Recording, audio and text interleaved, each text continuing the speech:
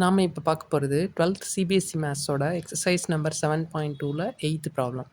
Problem என்னென்னா integrate the function x into square root of 1 + 2x square. So solution நம்ம பார்க்க போகும்போது first கொடுத்துருக்க ஃபங்க்ஷன் பார்த்தா டேரெக்டாக இந்த ஃபார்முலாவும் இதுக்கு சூட்டபுளாக இல்லை. அதனால் நம்ம வேறு ஒரு வேரியபிளுக்கு கன்வெர்ட் பண்ண போகிறோம் by giving proper substitution.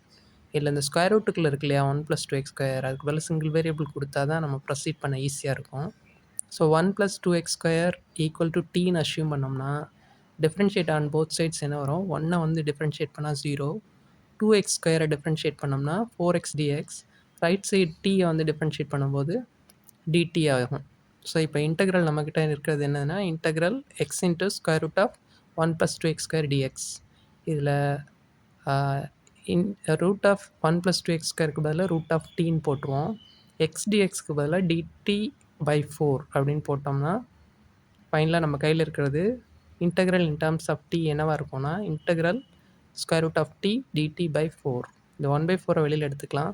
So t⁻1/2 dt தான் இப்போ இருக்குது. இதை இன்டகிரேட் பண்ணுறதுக்கு ஜஸ்ட் x⁻n இன்டகிரேட் பண்ணால் ஃபார்முலா எழுதுவோம் இல்லையா? Integral x⁻n dx equal to x⁻n+1/n+1ன்னு போடுவோம். ஸோ அந்த ஃபார்முலா அப்படியே இங்கே அப்ளை பண்ண வேண்டியதான் ஃபார் டி பவரில் இருக்கிற நம்பர் வந்து 1/2. So t⁻1/2 + 1/1/2 + 1 that is t⁻3/2/3/2 ஆகும். 1/4 ஆல்ரெடி வெளியில் இருக்குது, ப்ளஸ் ஒரு கான்ஸ்டன்ட் ஆஃப் இன்டகிரேஷன் நம்ம ஆட் பண்ணுவோம். ஃபைனலாக நம்மக்கிட்ட வர ஆன்சர் சிம்பிளிஃபிகேஷனுக்கு அப்புறம் 1/6 t⁻3/2 + c தான் answer. But in terms of டீயில் இருக்கு இல்லையா, அகெயின் டீயை வந்து இன் டேர்ம்ஸ் ஆஃப் எக்ஸில் எழுதினோம்னா ஆன்சர் இஸ் 1/6 1 + 2x² ⁻3/2 + c. இதுதான் வந்து ஃபைனல் ஆன்சர்.